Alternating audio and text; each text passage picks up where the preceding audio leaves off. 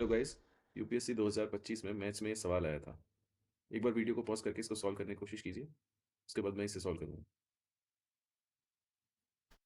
तो जो क्वेश्चन है वो ये कहता है कि n एक ऐसा नंबर है जिसको इस फॉर्म में रिप्रेजेंट करें अगर हम p plus Q plus R की फॉर्म में, तो p क्यू आर जो है वो उसके डिस्टिंक्ट फैक्टर्स होंगे, यानी कि ये इस नंबर को पूरी तरह से डिवाइड करता है।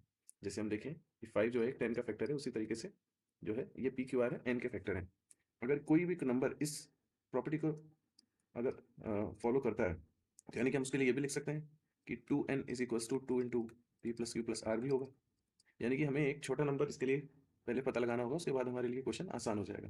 तो सबसे पहले हम और क्वेश्चन ये भी कहता है कि 50 से छोटे ऐसे कितने नंबर हैं जो इस प्रॉपर्टी को रखते हैं। तो सबसे पहले स्टार्ट करते हैं छोटे नंबर से, जिनके 3 फैक्टर्स हो सकते हैं। तो 1, 2, 3, 4 और 5, यहाँ तक इनमें से कोई भी नंबर ऐसा नहीं जिसके 3 फैक्टर्स होते हैं। 6 एक ऐसा नंबर है सबसे पहला जिसके 3 फैक्टर्स होते हैं, जो कि 1, 2 और 3।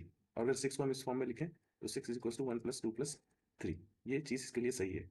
यानी कि जैसे हमने अभी देखा था, अगर हम इसको दोनों दोनों साइड्स को 2 से मल्टीप्लाई करें, यानी कि 12, 12 के केस में 2 प्लस 4 प्लस 6, ये तीनों भी 12 के फैक्टर्स हैं और इन तीनों का सम भी 12 आ रहा है। यानी कि 6 के जितने भी मल्टीपल्स जो कि 50 से छोटे हैं वो सभी इस क्वेश्चन की कंडीशन को फुलफिल करते हैं। यानी कि अगर हम इसको और लिखें तो 6, 12, 18, 24, 30, 36, 42 और 48, यानी कि कुल मिला के टोटल 8 नंबर ऐसे हैं। अब एक बार ऑप्शंस की तरफ चलते हैं। यानी 8 नंबर तो हमने पता लगा लिए, यानी कि 6 इसका आंसर नहीं है, 7 इसका आंसर नहीं है, या तो इसका आंसर 8 होगा या 9 होगा।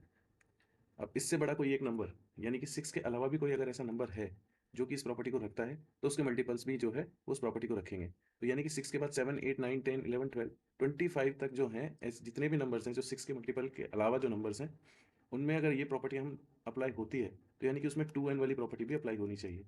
यानी कि अगर 25 से छोटा कोई ऐसा नंबर होता जिसमें ये प्रॉपर्टी होती, तो उसमें 2n वाली भी प्रॉपर्टी होती, कि यानी कि वो जो नंबर है वो 8 के बाद +1 नहीं होता, +2 ही होता। यानी कि 8 जो हमारे अभी तक जो हमने कैलकुलेट किए हैं, इसके अलावा कोई भी ऐसा नंबर नहीं है, सिंगल नंबर, जो इस प्रॉपर्टी को रखता हो। क्योंकि अगर वो एक नंबर होता तो वो एक से ज़्यादा होते, बशर्ते कि वो नंबर 25 से बड़ा नहीं होगा।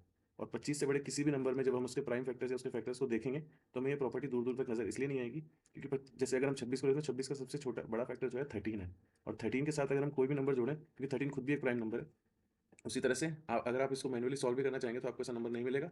लेकिन इतना लॉजिक काफ़ी है इसमें से इस ऑप्शन को एलिमिनेट करने के लिए, यानी कि इसका आंसर होगा C8।